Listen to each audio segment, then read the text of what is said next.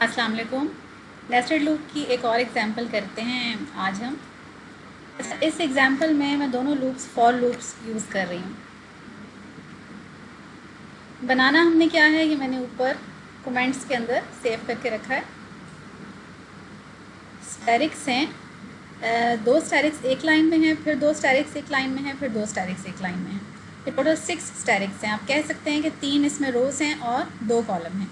ये स्टैरिक्स हमने प्रिंट करवाने हैं इस ऑर्डर में नेस्टेड लूप की मदद से।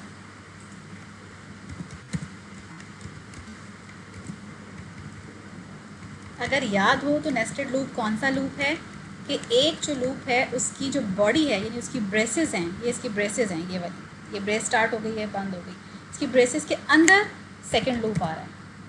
अगर इसकी ब्रेसेस से बाहर चला गया तो फिर हम ये नहीं कह सकते कि ये आउटर लूप की बॉडी के अंदर है, फिर वो नेस्टेड लूप नहीं हुआ।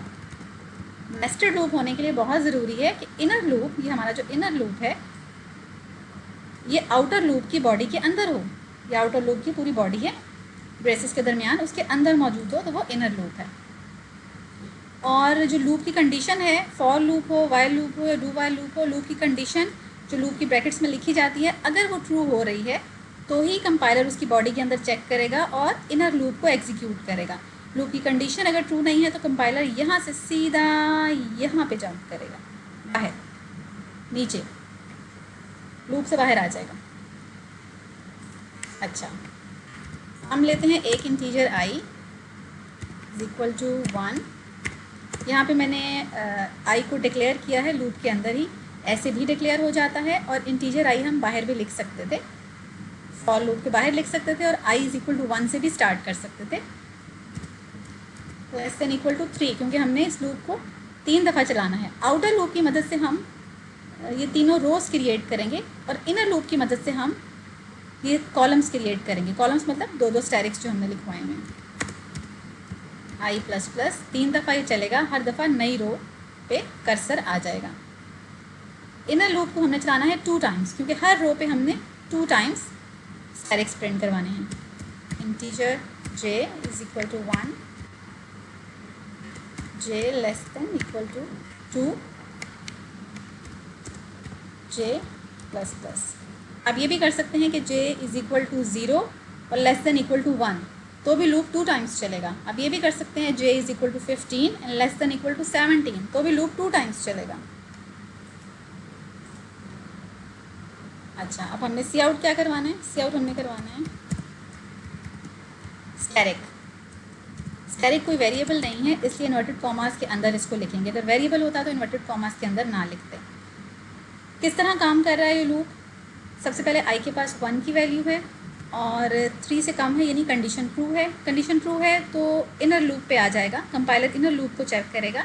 इनर लूप में j की वैल्यू 1 है और ये भी कंडीशन ट्रू है क्योंकि 2 से कम है, तो वो स्टैरिक प्रिंट कर देगा। ये फर्स्ट स्टैरिक प्रिंट हो गया। फर्स्ट स्टैरिक प्रिंट होने के बाद दोबारा अब j की वैल्यू जो है अब 2 है। याद रहे, आउटर लूप की हर एक सिंगल आइट्रेशन के लिए इनर लूप अपनी तमाम आइट्रेशंस कंप्लीट करता है। तो आउटर लूप में आई अभी 1 ही होगा और इनर लूप 2 टाइम्स चलेगा। अगर यहाँ पे 10 होता तो इनर लूप 10 टाइम्स चलता आई इज इक्वल टू 1 के लिए। अच्छा, अब जे में क्या था? अब जे में 2 था। J less than equal to 2 condition true है, तो स्टैरिक जो है वो दूसरी दफ़ा भी प्रिंट हो गया। ये 2 स्टैरिक्स जो हैं इकट्ठे प्रिंट हो गए। अब हमें एक काम करना है, हमें ये करना है, ये लूप पूरा एग्जीक्यूट हो गया। जब जे 3 पे जाएगा तो कंडीशन फॉल्स हो जाएगी, तो कंपाइलर यहाँ से बाहर निकल जाएगा और वापस फॉर लूप में जाना चाहेगा। तो हमने क्या करना है, दोबारा फॉर लूप में जाने से पहले हमने एंडल ऑपरेटर यूज़ करना है, या /n वाला जो एस्केप सीक्वेंस है वो यूज़ करना है, क्योंकि अब हम स्टैरिक को नेक्स्ट लाइन पर लाना चाहते हैं। 2 दफ़ा स्टैरिक प्रिंट हो गया, अब हम चाहते हैं कि वो नेक्स्ट लाइन पे आ जाए। तो इस लूप में 2 दफ़ा स्टैरिक प्रिंट किया। इस लूप से बाहर निकलकर हम प्रिंट करवाते हैं end of line operator, next line पे आ जाए। तो 2 दफ़ा जब स्टैरिक प्रिंट हो गया, अब उसे मिला एंड ऑफ लाइन ऑपरेटर। अब कर्सर नीचे वाली लाइन पर आ गया है। अब वापस यहाँ गया, अब आई की वैल्यू 2 है, कंडीशन ट्रू है, आई अभी भी लेस देन 3 है। आई की वैल्यू 2 के लिए फिर ये लूप 2 टाइम्स चला। जे की वैल्यू दोबारा 1, दोबारा डिक्लेयर हुई, दोबारा इनिशियलाइज हुई, जे की वैल्यू 1 और जे की वैल्यू 2 के लिए 2 दफ़ा स्टैटिक प्रिंट हुआ। अब ये सेकेंड रो प्रिंट हुई। फिर इसको एंड ऑफ लाइन ऑपरेटर मिला, कर्सर यहाँ से नेक्स्ट लाइन पे चला गया। नेक्स्ट लाइन पे जाने के बाद अब आई की वैल्यू 3 है, कंडीशन अभी भी ट्रू है। आई की वैल्यू 3 के लिए एक दफ़ा फिर कंपाइलर नीचे आया, ये लूप फिर 2 टाइम्स एग्जीक्यूट हुआ और अब थर्ड रो जो है स्टैटिक्स की वो प्रिंट हुई। उसके बाद इसको एंड ऑफ लाइन ऑपरेटर मिला, कर्सर नीचे आ गया, लेकिन प्रिंट करवाने के लिए अब कुछ नहीं है, क्योंकि आई की वैल्यू जब 4 होगी तो कंडीशन फॉल्स हो जाएगी। जैसे ही कंडीशन फॉल्स होगी कंपाइलर ने लूप से बाहर जंप करेगा। लूप से बाहर उसे मिल रहा है सिर्फ गेट करैक्टर, मज़ीद कुछ भी नहीं है। तो इस प्रोग्राम की आउटपुट क्या आएगी, ये देखते हैं प्रोग्राम रन करके। ये देखिए इसकी आउटपुट है।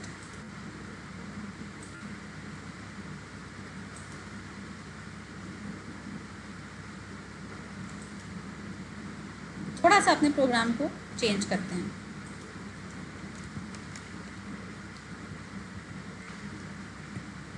ये बनाने की कोशिश करते हैं जो मैं बनाने लगी हूँ।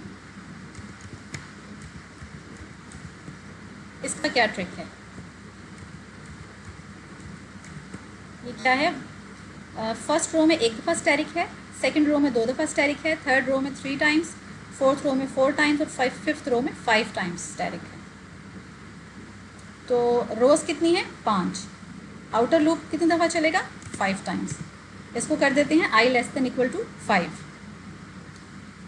इनर लूप कितनी दफ़ा चलेगा, 2 दफ़ा तो नहीं चलेगा, 3 दफ़ा भी नहीं, 4 दफ़ा भी नहीं। इनर लूप फर्स्ट टाइम जब वो इनर लूप में आएगा तो इनर लूप 1 टाइम चलना चाहिए। सेकेंड टाइम जब वो इनर लूप में आएगा तो इनर लूप 2 टाइम्स चलना चाहिए।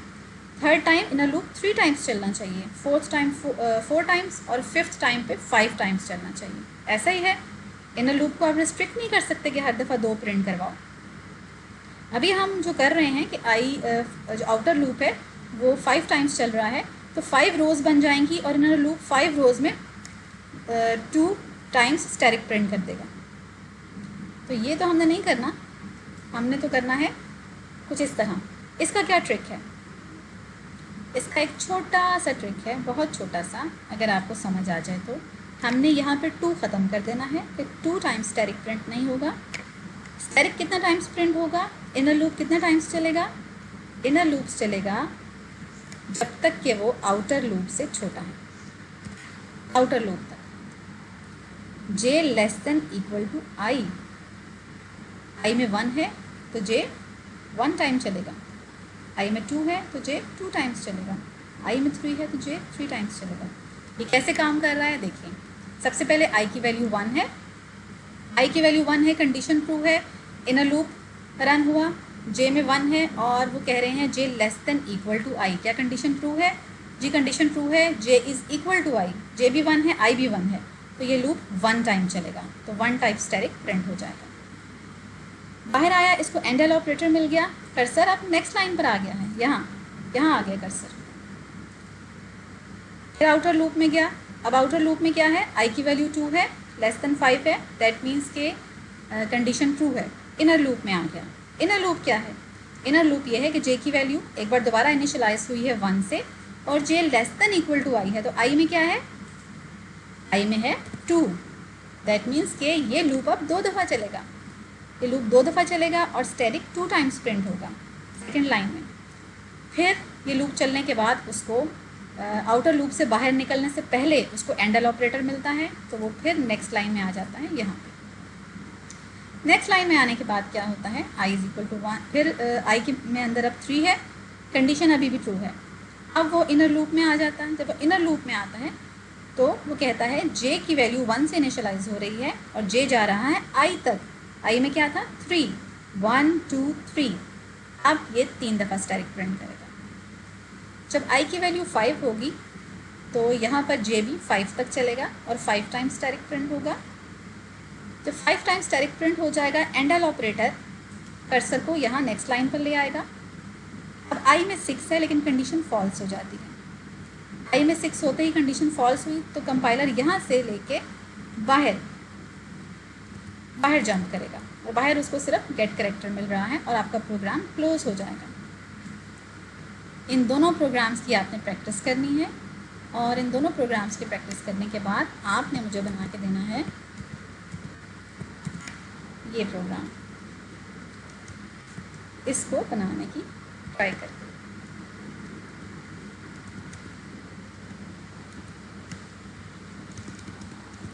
इसको बनाने की ट्राई करें और इसके बाद मैं आपको एक और प्रोग्राम बनाऊंगी, उसको बनाने की ट्राई करें। पहले 5 स्टैटिक्स, फिर 4 स्टैटिक्स, फिर 3 स्टैटिक्स, फिर 2, फिर 1।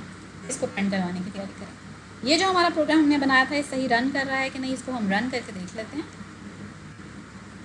ये देखिए 1 2 3 4 5 टाइम्स ये आउटपुट आ गया।